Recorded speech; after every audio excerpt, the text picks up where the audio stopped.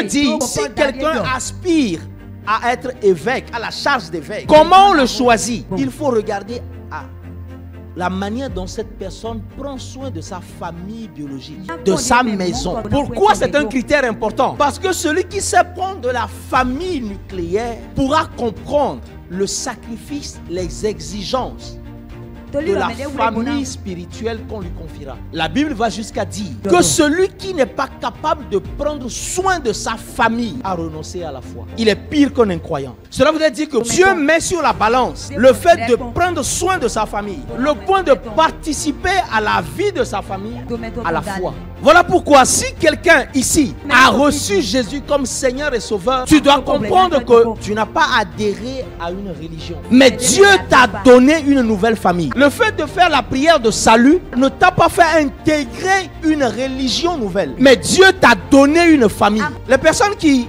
malheureusement viennent à l'église le dimanche et dès la fin du culte sont parties. Ou des personnes qui se disent, moi j'ai pas besoin de participer à une famille d'impact, à une cellule de maison. En fait, elles n'ont pas compris la notion de famille. Voici ce que Jésus dit dans Luc 8, le verset 21. On va lire à partir du verset 20. Jésus était en train d'annoncer la bonne nouvelle. Au verset 19, la Bible dit, la mère, Marie, et les frères de Jésus vinrent le trouver. Mais ils ne purent l'aborder à cause de la foule. Jésus était entouré d'une foule. Dans Luc 8, au verset 20, on vient annoncer alors à Jésus, on lui dit, ta mère et tes frères sont dehors. Ils ne peuvent pas entrer à cause de la foule et ils désirent te voir. Écoutez la réponse de Jésus. Jésus dit, ma mère et mes frères, ce sont ceux qui écoutent la parole de Dieu et la mettent en pratique. Qu'est-ce que cela veut dire? Cela veut dire que Jésus, ce n'est pas nous qui reconnaissons que nous sommes frères de Jésus. C'est Jésus lui-même qui proclame publiquement que tu n'es pas son serviteur, tu n'es pas son esclave. Jésus dit, en fait, la relation qu'il a avec toi, c'est la relation de frère. Jésus dit, en fait, avec chacun de nous, il nous accepte comme membres de sa famille. Et ça a toute son importance. Cela voudrait dire que le jour où nous avons accepté Jésus, Jésus est devenu notre frère. Cela implique des devoirs, mais cela aussi implique des grâces, des accès, des bénédictions que notre intelligence humaine n'est pas capable de servir. Quand les cieux te voient, quand Dieu le Père te voit, il voit un prince, il voit une princesse. Pourquoi? Parce que nous appartenons à la famille de Dieu. Voilà pourquoi nous devons comprendre que nous sommes étant de la famille de Dieu, où Jésus est notre aîné. Nous devons prendre plaisir à la communion fraternelle. La communion fraternelle avec les frères et les sœurs, c'est le moment de tisser les liens. Dans aucune famille biologique, on ne prend de rendez-vous pour tisser les liens. Pourquoi? C'est ainsi. Parce que quelque part en nous, nous savons que ceux qui sont de nos familles, ceux qui sont nos frères et sœurs, nous avons l'obligation de communier avec eux. Même si ton frère est à l'étranger. Mais quel est mon point? Mon point c'est que dans nos familles, dans la famille que nous constituons, dans la famille spirituelle que nous constituons, Dieu nous a positionnés afin que nous puissions connecter les uns avec les autres. L'apôtre Yvan l'a dit, et je le redis ce matin, nous avons tous besoin d'une famille. La vérité, c'est que chacun de nous a besoin d'être aimé. Et chacun de nous a besoin de donner de l'amour. Chacun de nous a besoin qu'on prenne soin de lui. Chacun de nous a besoin d'être entouré. Lorsque Adam était seul, Adam n'avait pas la notion, il ne savait pas qu'il avait besoin d'être entouré. Mais quand Dieu a vu Adam, Dieu a dit, non, je lui ferai une famille. Et quand nous naissons à Christ, quand nous venons à Jésus, nous naissons dans une famille. En fait, l'église, c'est la famille de Dieu. Les pharisiens étaient choqués lorsque Jésus, il a enseigné à ses disciples à prier. Et tu connais cette fameuse, cette prière qu'on appelle la prière du Notre Père. Pourquoi c'est la prière du Notre Père? Parce que Jésus, encore une fois, était en train de dire aux disciples, en fait, je vous amène à comprendre que quand vous demandez, vous ne demandez pas comme un serviteur. Vous ne venez pas demander comme des sujets.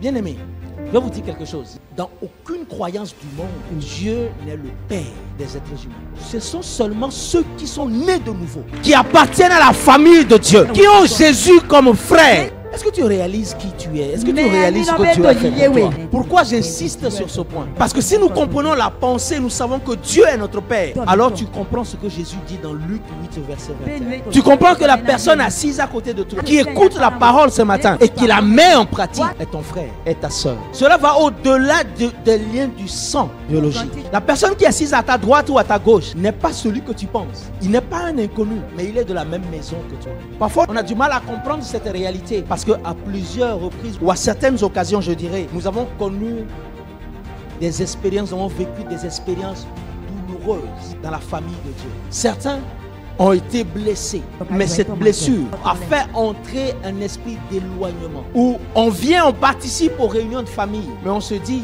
moi je ne viens pas pour les autres, je viens pour Dieu. Laisse-moi te dire ce matin que Dieu est descendu du ciel, pas pour toi uniquement, mais il est descendu du ciel pour toi, mais aussi pour tous tes frères et sœurs. Lorsque nous réalisons que Dieu est notre Père, je le disais tout à l'heure, nous avons besoin d'être entourés. Dès le commencement de l'église, dans l'église primitive, se retrouver au temple était quelque chose qui se faisait de manière naturelle. Mais l'église se retrouvait aussi dans les maisons. La Bible précise que se retrouver dans les maisons ne se faisait pas une fois par semaine. Mais la Bible dit que ça se faisait chaque jour. Chaque jour. L'une des choses qu'on remarque dans une famille, c'est que chaque famille a ses règles de fonctionnement, a ses coutumes, a ses rituels. Dans la famille de Dieu, l'un des rituels, c'est le fait de se retrouver dans les maisons et de pouvoir rompre le pain.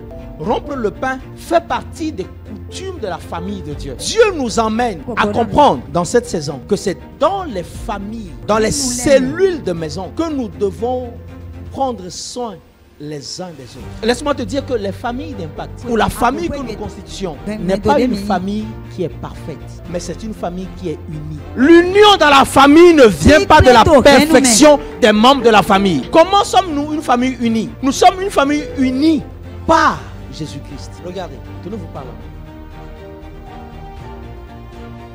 Lorsque Jésus a prié dans Jean, avant que Jésus ne parte, lorsqu'il a prié pour la famille de Dieu, il a prié pour l'union. Dans ce passage, Jésus dit qu'il soit un en toi. Et il va donner l'exemple de comment est-ce que lui aussi il est un avec le Père. Dans cette prière, Jésus ne dit pas que nous sommes unis les uns aux autres. Mais le résultat, c'est que nous sommes unis les uns aux autres. Tout ce qui est à moi est à toi. Et ce qui est à toi est à moi. Jésus parle de l'union qu'il a avec le Père. Et je suis glorifié en eux. Verset 11. Je ne suis plus dans le monde et ils sont dans le monde. Et je vais à toi, Père Saint, garde en ton nom ce que tu m'as donné, afin qu'ils soient un comme nous. En fait, Jésus dit littéralement, ce que je demande, c'est que chacun d'eux soit un avec moi, afin qu'il soit gardé en toi. Je t'explique. Gaël est connecté à moi. Alvaro est connecté à Gaël. Qu'est-ce que Jésus est en train de dire? Jésus dit, en fait, la réalité, c'est que ce que je prie au Père, c'est que Alvaro et Eric réalisent qu'ils sont connectés l'un à l'autre par moi. C'est-à-dire, leur lien, ce qui les cimente, ce qui les unit, ce n'est pas le fait d'avoir une connexion directe, mais la connexion qu'ils ont, c'est parce que chacun d'entre eux est uni à moi. Cela veut dire quoi? Que nous sommes un, nous formons une famille uniquement par Jésus-Christ qui est au centre de chacun de nous. Ce que cela veut dire, c'est que entre toi et la personne assise à côté de toi, le lien qui vous unit, le lien qui nous unit, et que tu ne vois pas avec les yeux physiques, c'est Jésus-Christ. Lorsque nous sommes dans une famille d'impact, nous acceptons de participer à la dynamique de croissance de l'Église. Là où l'Église, le Seigneur conduit l'Église aujourd'hui, il est nécessaire que chacun soit reconnu, identifié par rapport à une famille d'impact.